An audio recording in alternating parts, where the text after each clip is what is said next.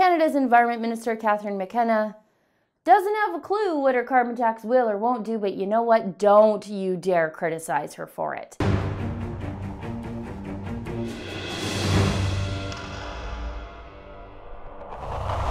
The Environment Minister is having a bit of a rough week. A joint audit conducted by the Federal Environment Commissioner and Auditors General from 9 provinces, basically the whole country with the exclusion of Quebec, found that federal and provincial carbon tax plans are a whole lot of useless. This is right from the text of the report. Canada's Auditors General found that most governments in Canada are not on track to meet their commitments to reducing greenhouse gas emissions. You know what? That doesn't bother me at all. But in particular, with regard to Catherine McKenna's plan to reduce greenhouse gas emissions via her fancy carbon tax, the report found that the federal government did not show that existing regulations to reduce greenhouse gas emissions would meet their own 2020 target.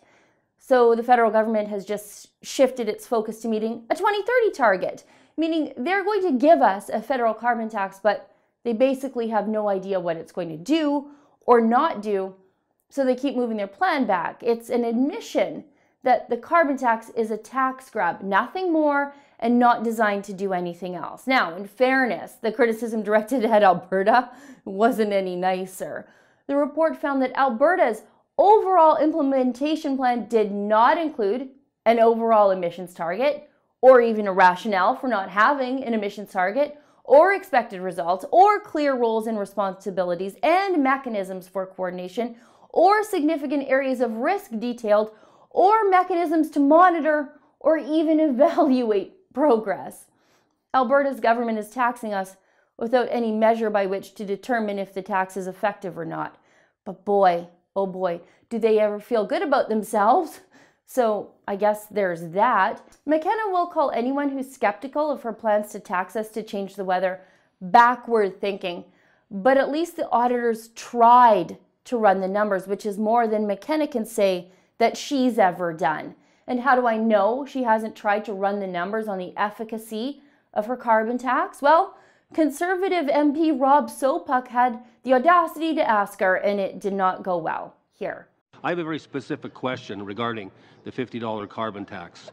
How much will Canada's emissions, and I want a number here, how much will Canada's emissions be reduced under a $50 a ton carbon tax?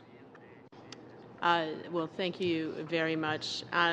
I would like to say that a large part of the emissions that went down in Ontario is because of the coal phase-out. So a shout-out to the Government of Ontario for taking action that improved health. We believe in numbers, so we spent a lot of time modeling. We also worked closely with provinces and territories. And the good news is that all the jurisdictions that have a price on pollution, the 4 provinces, Alberta, BC, Ontario, and Quebec, are the fastest-growing provinces in the country. So it's great to see that you can put a price on what you don't want, pollution, so you can grow your economy. Quite clearly, the minister is simply unable to provide a number, which is clearly ridiculous. That is some embarrassing stuff right there. If McKenna weren't trying to tax Canadians into the poorhouse, I'd almost have pity for how poorly she performed right there.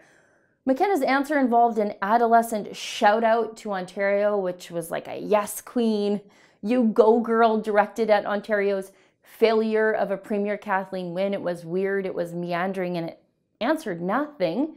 McKenna said something about believing in numbers, like numbers are elves, or the tooth fairy, or magic crystals that heal cancers. You don't believe in numbers, you count them.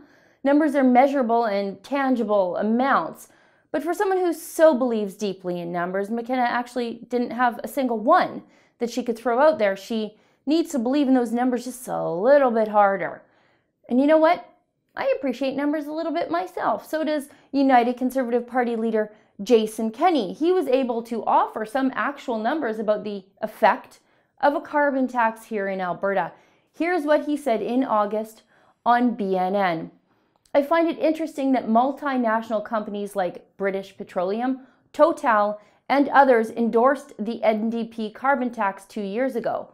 But they've all pulled out of Alberta since then, with about $34 billion in foreign capital fleeing Alberta's oil and gas sector. And where have they redeployed that capital? To jurisdictions that do not have carbon taxes. I think that's not a coincidence. You know what? Someone else has some numbers too.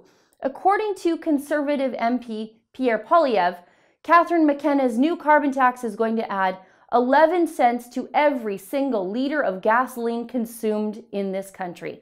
And those are numbers Catherine McKenna can believe in. For the Rebel.media, I'm Sheila Gunn-Reid.